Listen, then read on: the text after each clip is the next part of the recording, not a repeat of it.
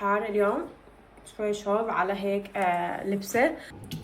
وبدنا ناخد البطاطا ونعمل هيك وما تشيلوا عندي ايام يعني بدك تسحبي لون بعدين تنامي بعدين تصحي وبعدين تسوي شو اسمه. اهلين حبايبي، كيفكم اليوم؟ عن جد اشتقت لكم، صرنا زمان مو شايفين بعض.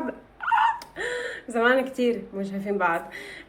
شو عاملين اليوم؟ اصور هلا اليوم الحمد لله فضيت، و الايام الجايه كمان فاضيه. خلصت الشغلات اللي كانت لازم انه اخلصها، خلصت الحمد لله الحمد لله.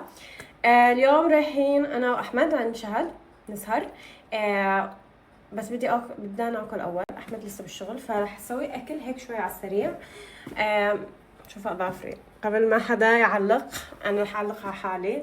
اظافري كلهن شلتهن، الا هذا ما بده ينشال، عن جد كتير زعجني. فبكره رايحه، بكره ان شاء الله او بعد بكره رايحه صالون اشيله ونظبط اظافري. فبعرف شكله كتير غريب بس عن جد ما بده ينشال.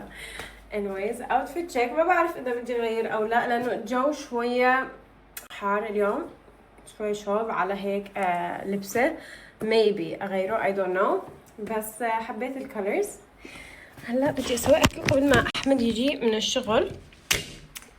رح اورجيكم اكله صار لي يعني فتره عم باكلها اوكي كل يوم. عن جد كتير سهله، كتير مو سهلة، لا كتير سريعه، سهله وسريعه. وبتعرف انا باكل وجبه باليوم، فلما باكل هاي الوجبه ما بعرف ليش بس سبحان الله بضعف كثير. انا شفتها على التيك توك، هي شو عم احكي انا، هي مشهوره مو مجبوره، مشهوره على التيك توك لانه صحيه كثير، فكل اللي عاملين دايت بيحكوا عنها. انا حبيت اجربها عشان كثير كانت popular، صارت ترند، فجربتها وعن جد طيبه. It's so wow، عن جد طيبة. ففهمت ليش الناس كلها عم تحكي عن هالأكلة. It's so easy. فبسرعة رح نخلص، لذلك هلا عم أدي وأحمد بعد شوي يعني حيخلص شغل. خليني بس أورجيكم شي كتير كيوت. شوفوا هاي رسمة ميرا لإلي. look. هاي اسمي، وشايفين عيوني وشفايفي وشعري دايما أنا بحطه هيك برفعه. وهاي قعدتي، اللي بيعرفني بيعرف انه انا دايما هيك بقعد. It's so cute. حطيتها على الثلاجة تبعتي. anyways خلينا نبدا قبل ما احمد يوصل. انا رحت على السوبر ماركت اشتريت الشغلات لهالاكله. بدنا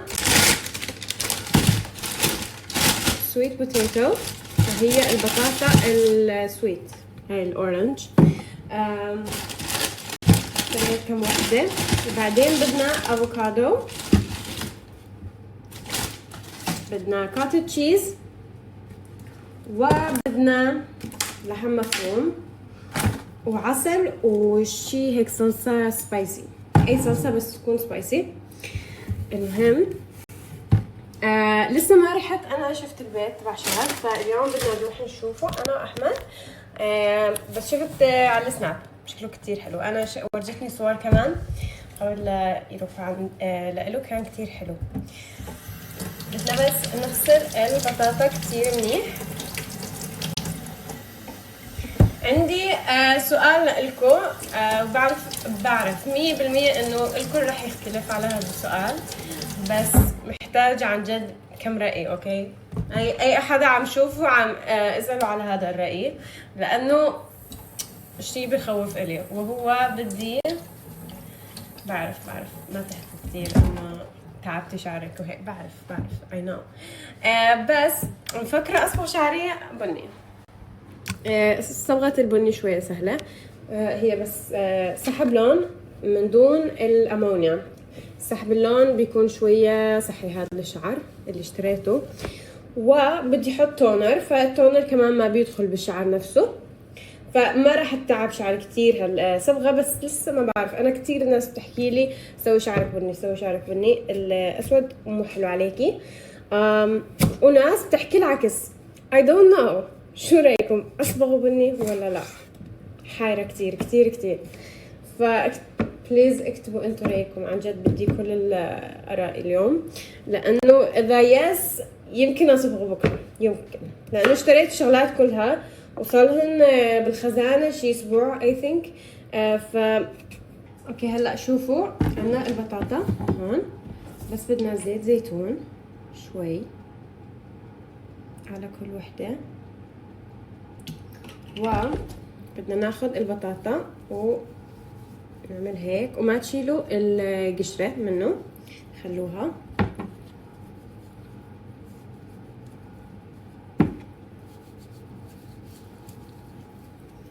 هيك. ضروري تدهنوها كلها عشان رح تشوفوا النتيجة عن جد عن جد طيبة. so good. هيك دهناهم. وتخليه اغسل ايدي فرن، لا مو اير فراير، الفرن العادي. بدنا نحطهن هيك اول شي هيك، اوكي. بعدين رح نقلبهن بعد شي حسب البطاطا، بس بعد شي 30 دقيقة إلى ساعة. شوية ملح بدنا نحط عليها. جايز بتعرفوا انه انا طالعة كونسرت بعد كم يوم، ام سو متحمسة كتير متحمسة. رايحة اشوف فرقة انا بحبها من انا وعمري 15 سنة. رايحة مع صاحبتي، والكونسرت صاير بالدنمارك، فمسافرة على الدنمارك بعد كم يوم، بعد شي اسبوع. امبارح كان اسبوع، فشي بعد 6 ايام. I'm so excited عن جد كتير متحمسة. هذا أول كونسرت، مو أول كونسرت، تقريبا أول كونسرت. رايحة كونسرت بس كانت حفلة نسيف زيتون وراما شو اسمها؟ راما رياض I think. رحت حفلتهم، بس هذا الكونسرت يعني أول كونسرت لهيك باند وأجنبي وهيك.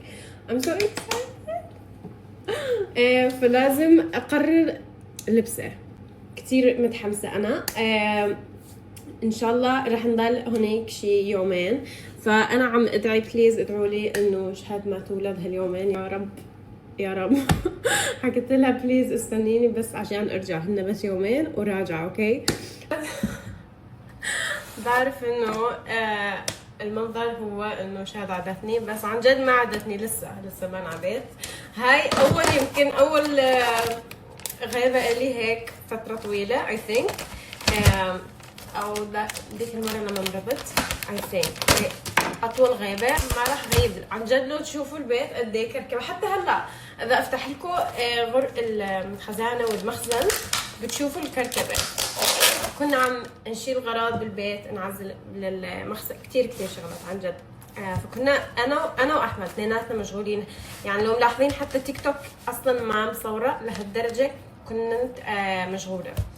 فهلا الحمد لله خلصت. عن جد كتير تعبنا كتير، ظهري عم يوجعني كتير، بس الحمد لله خلصنا.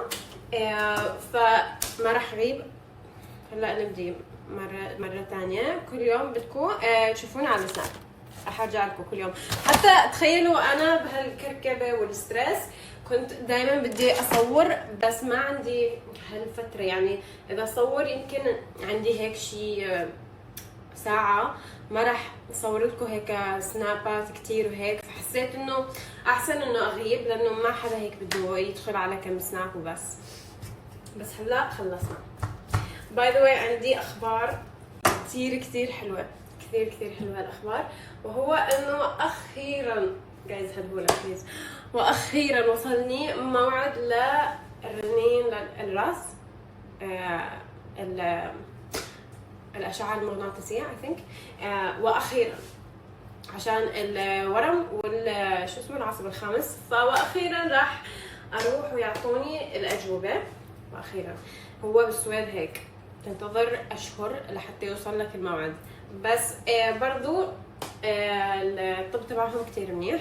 انا اصلا كنت مفكره اصور لكم انه نصبغوا سوا، حتى اذا يطلع فاشله الصفحه تطلع فاشله قدامكم. اوكي. فكنت مفكره انه نقضي اليوم كله مع بعض لما اصبغه، وبورجيكم المنتجات اللي رح استخدمها وكيف بصبغ شعري، لانه مع الاسف كل ما اصبغ شعري انا ما بصور. بتذكر لما صبغت الاحمر كتير ناس كتبت لي كيف عملتيه، بس ما صورت لانه طول عندي ايام يعني.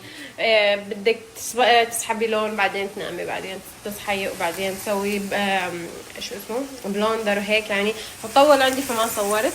بس البني سهل يا رب ان شاء الله يكون سهل. طيب رح صوركم. anyways هلا انا عم حطيت اللحم من دون زيت، حطوه لانه هو اصلا لحم فيه زيت، وهو لحم مفروم. هذا كان نص كيلو، حطيت نصه يعني 250 جرام لإلي واحمد.